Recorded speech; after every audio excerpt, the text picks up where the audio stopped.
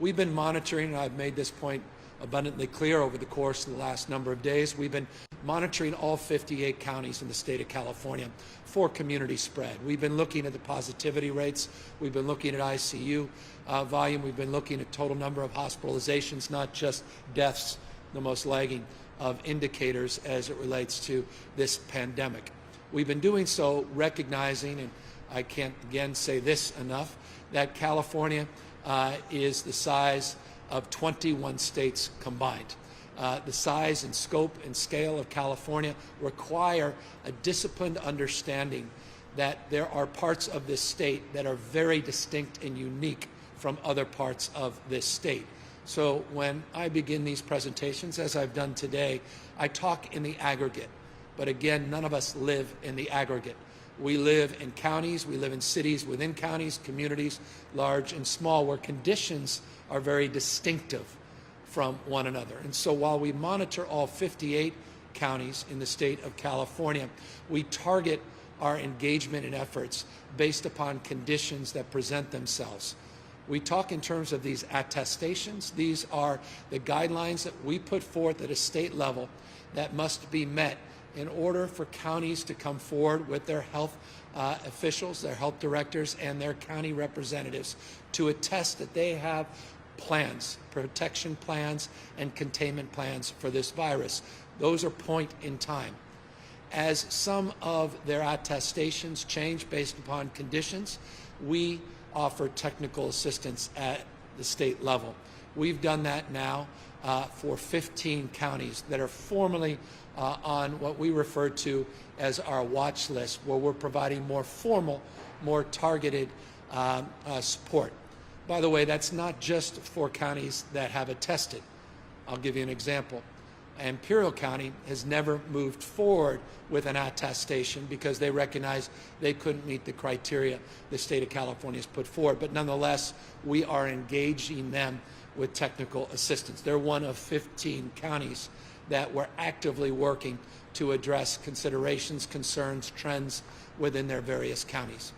As it relates to Imperial County, we've made it abundantly clear over the course of many, many weeks, arguably over the course of many, many months, that Imperial County's conditions required a unique set of support and counsel. And as a consequence, we have made it clear over the course of many months now that we've been sending additional resources down into Imperial County.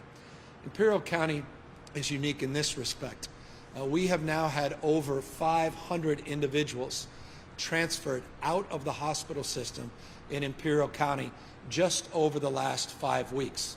We've averaged anywhere on a low of 15, but more, about 17 individuals every single day that we're transferring out of their system, decompressing their system in the county, and then providing supports in surrounding counties. What has become crystal clear over the course of many months is these interventions, while they've been forceful and they have been helpful and certainly allowed for decompression of that hospital system, provided additional supports, that we are now in a position where we are working with county officials and advising them to pull back and once again reinstitute their stay-at-home orders. We have been working with county health officers and with their city administrator. And I just want to thank the county health officer, city administrator, members of their elected body for their stewardship and their support and their collaborative spirit over the course of many, many weeks, including the conversations that we had today with our key health officials. They are going to be convening their county supervisors and county leadership over the course of the next few days and making a determination to lead that effort at a local level. We are advising and counseling them to move forward and reinstitute the stay-at-home order, but they will move at their discretion. If they are not able to come to some consensus, I am committed to intervening, as is my role and responsibility as governor in the state of California. But I am confident in their capacity to make that determination for themselves based upon, again, the criteria of conditions that continue to persist in the county. Let me underscore what those conditions include. not only the need to decompress their hospital system because they simply can't absorb the number of patients with the limited resources in that county, but also a positivity rate. I noted a positivity rate over a 14-day period in the state of California at 5.3%. The positivity rate over a 14-day period in Imperial County is approaching 23%. We have sent what we call these FMAT teams down, 69 individuals that have gone down into the county to help support their efforts. I even brought 44 National Guards men and women in their medical unit down into the county over the last number of weeks. We brought out support a number of weeks back, what we refer to as FMS. These are the field medical stations. We provided 80 beds to help decompress their system for non-acute patients. This was done in support with FEMA and our federal partners. CDC has been down, HHS has been down. We're working with Customs and Border Control because of issues as it relates to the border in Mexicali and Calexico, and issues that we have to address in and around that border. We obviously are at a point now where the impacts in surrounding counties, the impacts in the public health within the counties is such that we believe it is time to dial back as it relates to their efforts. Remember, they never moved forward as far as other parts of the state, but nonetheless the conditions are such that it's time to pull back further.